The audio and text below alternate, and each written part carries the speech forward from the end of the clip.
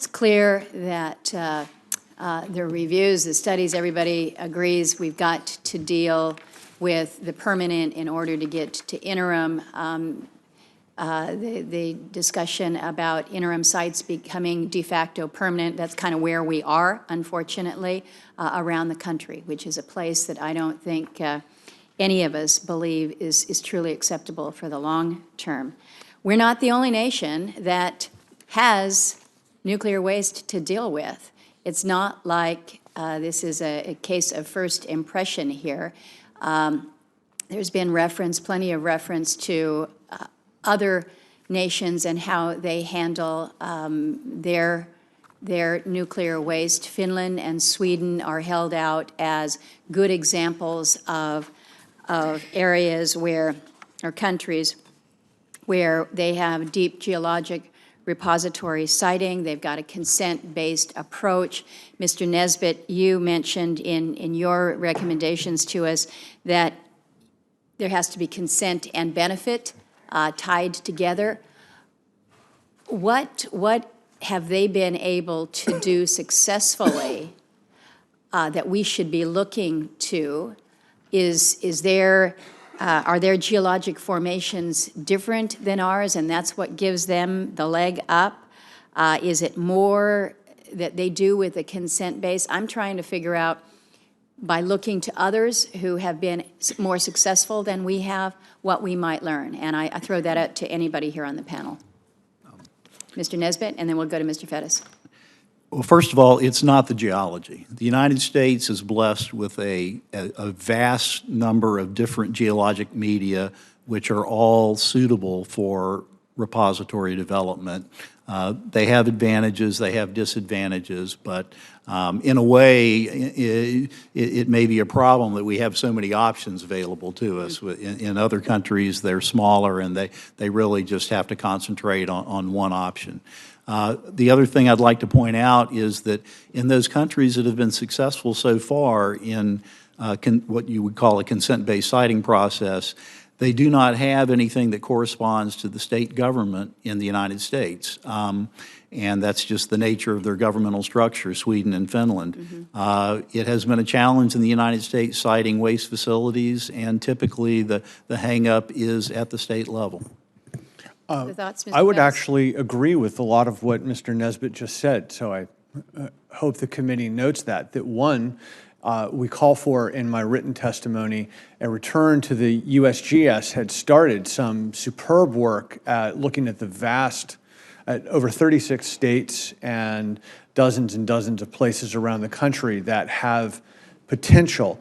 But I would urge the committee to reflect on the fact that, number one, there is no country that has fully cited a deep geologic repository for spent nuclear fuel and high-level waste yet. Sweden, I think, and Finland are farther down the road, but for, in great measure, precisely the reason that Mr. Nesbitt just pointed out, which is they don't have the tripartite system we do of both the community, a state, and the federal government. They don't have that interlocutory layer. And if you want to solve it consistent with our environmental laws, we've always taken a chord of the states. And so that's the basis of my testimony. Appreciate that. Let me ask you, Mr. Norton, what does it cost to maintain a decommissioned plant that still has used fuel on its site? On average, just give me a range. Thank you for the question, Senator. At my sites, as you'll see in my written testimony, it's approximately $30 million a year combined between the three sites to maintain those facilities and the corporate structure associated with it. So what is happening on the site right now? I mean, in terms of, you've got workers there that are just ensuring that there's a level of safety. What's costing you $30 million? Well, the interesting part about our companies, Senator, is that, and Madam Chairman, is that we're also managing our corporations and not just the storage of the spent fuel at our sites. I think if you just looked at spent fuel storage, the cost would be closer to $6.5 million per site.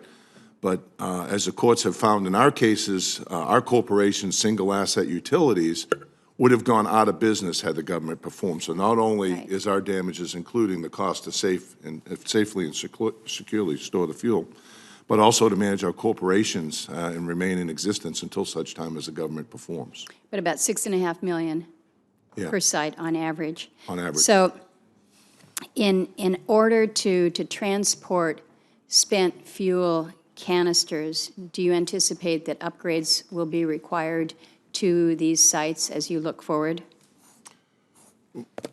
Well, I would expect across the nation, Madam Chairman, that there would be upgrades required, and depending on the facility, would depend on the significance of that. For instance, the Department of Energy has been doing studies, pre-planning studies for de-inventorying these sites, and looked at the transportation challenges independent to many of these sites, including the shutdown ones, and including my three. And each one of these sites is unique in those challenges. And so, for instance, at Maine Yankee, there would be minimal upgrades required at the site itself. The inventory reports have looked more broadly at the entire transportation route, and I realize that the Department of Energy and others have focused on that issue and should continue to focus on that issue. But the entire transportation pathway needs to be analyzed. So I think it's site-specific, but I am certain that almost every site in the nation would have to have some level of upgrade to stop removing this material from their sites. I think it's important for us to understand that. Let me turn to Senator Manchin.